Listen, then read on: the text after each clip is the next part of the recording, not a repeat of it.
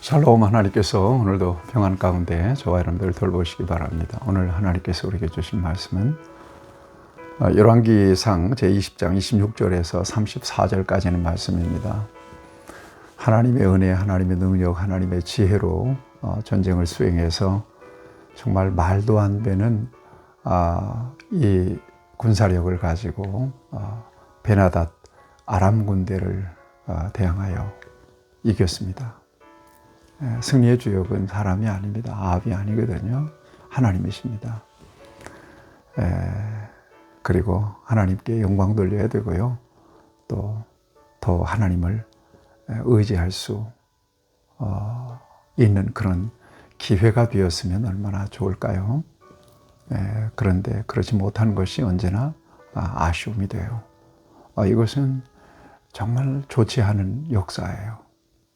하나님이 중심이 되고 또 하나님의 주권이 이렇게 견고하게 세워진 역사가 흥하는 역사고 복된 역사인데, 전쟁에서 이겼지만 뭔가 찜찜한 그런 여운을 남기는 그런 장면이 아닐 수가 없습니다.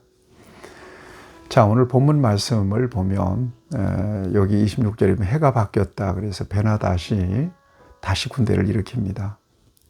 그래서 아합에게 딱 진을 칩니다. 이스라엘도 역시 마찬가지예요. 군대가 쳐들어왔으니까 다시 전쟁 준비하는 거죠. 그래서 군대를 조직하고 또 아합에게 다시 이렇게 마주하게 됩니다. 여기에 이스라엘의 군대의 모습을 잠깐 보여줍니다. 이스라엘 자손은 두 무리의 적은 염소 떼와 같고 아람 사람은 그 땅에 가득하였더라 그랬어요. 비교가 되죠. 그러니까 이 전쟁은 사람이 하는 전쟁이 아닙니다. 그래서 대등한 관계 속에서 대등한 군사력으로 싸우는 전쟁이 아니거든요.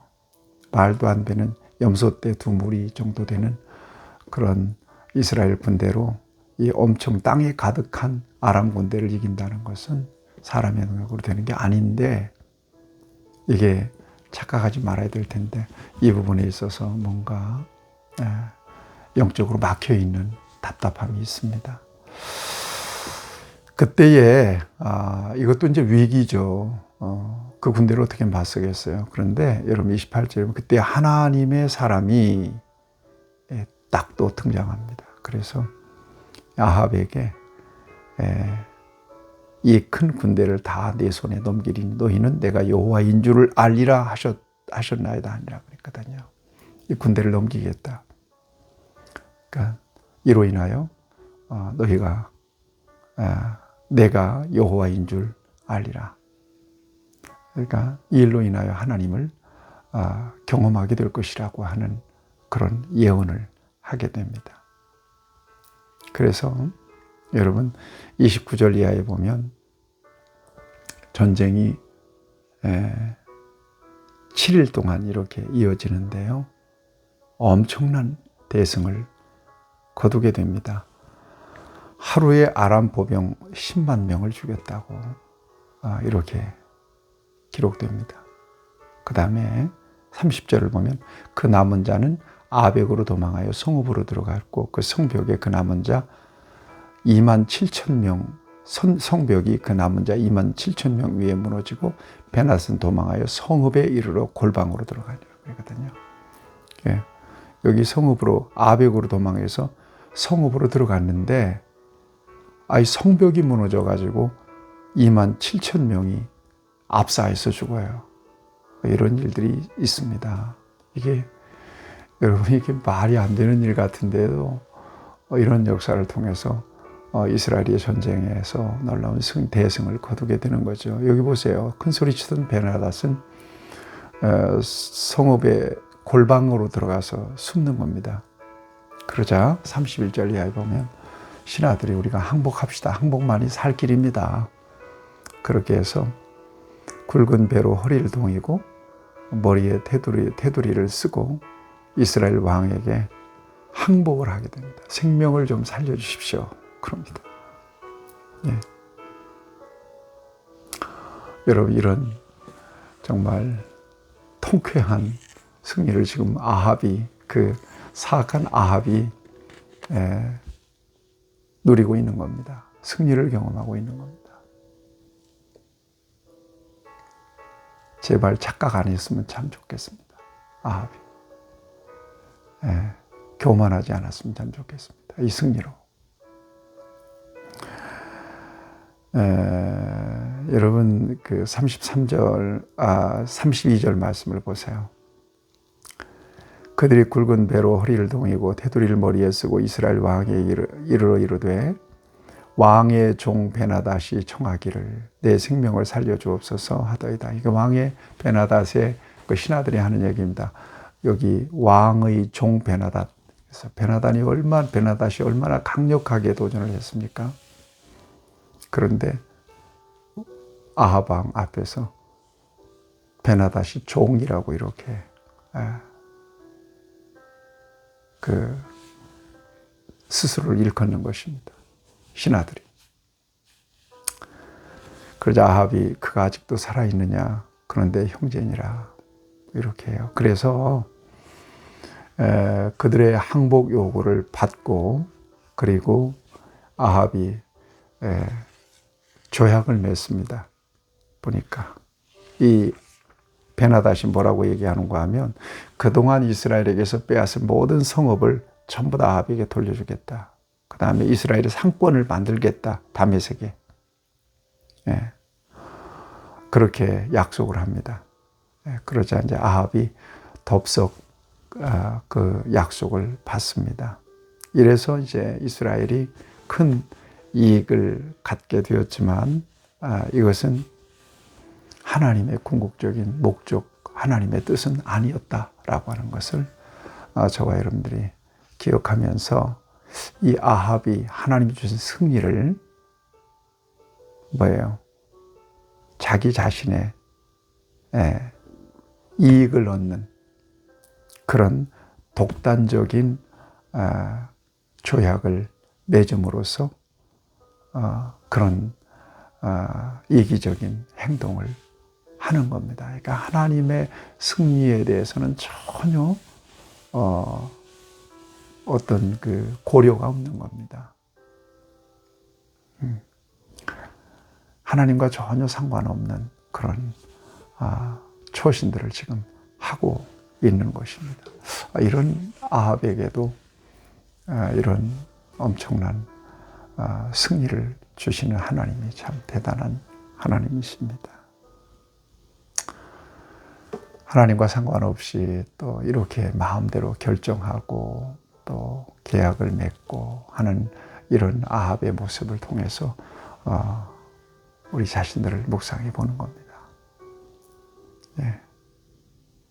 어떤 계획이나 결정이 하나님과 어떤 관계가 있는가, 또 그 동기와 목적이 하나님께 합당한가, 그렇지 않은가, 이런 것들에 대한 고려가 어느 정도나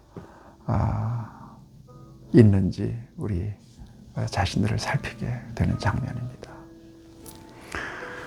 여러분, 이 같은 하나님의 은혜로 주신 승리,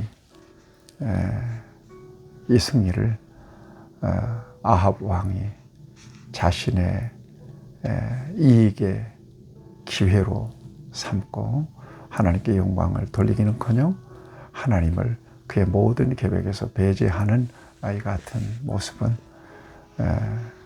저와 여러분들이 정말 잘 살펴서 우리의 삶의 교훈으로 삼아야 될 그런 모습이 아닐까 생각합니다. 절대 우리의 삶 속에서는 이 아합과 같은 이런 처신이 있어서는 안 될 것입니다. 일의 시작도 하나님이고 일의 결과도 하나님께 영광돼야 되고요. 그리고 그 모든 영광은 하나님께 돌려줘야 되는 것이 저와 여러분들의 삶인 것을 이 아합의 모습을 통해서 교훈을 받는 것입니다. 그러니까 이 같은 생생한 그런 역사 속에서 그 기준이 하나님이냐 아니면 인간이냐, 나냐, 하나님이냐. 이런 단순한 그런 기준을 통해서 우리가 역사를 바라보는 관점을 분명하게 가질 수 있습니다. 중심에는 하나님이 계셔야 되고요. 주권은 하나님께 있고요. 모든 일의 성패는 하나님의 손에 달려 있고요. 또 우리가 승리를 했다면 승리의 영광은 하나님께 돌려줘야 되는 거고, 우리가 실패를 했다면 그 속에서 하나님을 더욱더 의지하고 또 하나님 앞에 자신을 살펴서 회개하는 마음을 가지고 하나님과의 관계를 회복할 수 있는 기회를 삼아야 되고요. 이것이 바로 역사를 바라보는 중요한 관점입니다. 예수님 안에서 저와 여러분들이 이런 관점을 가지고 하나님 앞에 올바르게 저와 여러분들이 서는 그런 축복이 있기를 바랍니다. 하나님 감사합니다. 오늘도 베나닷과 아합의 전쟁을 통해서 보여주시는 하나님의 기준을, 하나님의 관점을 오늘 우리가 이 말씀을 통해서 다시 한번 새롭게 갖게 됩니다. 은혜로 승리하게 되고 또 하나님께서 주도적으로 승리를 선물로 주셨는데 아방이 자기 마음대로 또 자기 하나님을 전혀 고려하지 않고 그렇게 그 모든 계약들을 체결하는 것을 보면서 우리의 삶을 살핍니다. 하나님 중심으로 계획하고 하나님 중심으로 결정하고 하나님의 영광에 합당한 삶을 살아가기에 부족함이 없도록 하나님께서 우리를 언제나 믿음으로 인도해 주시옵소서. 예수님의 이름으로 기도합니다. 아멘. 여러분 오늘도 승리하시길 축복합니다.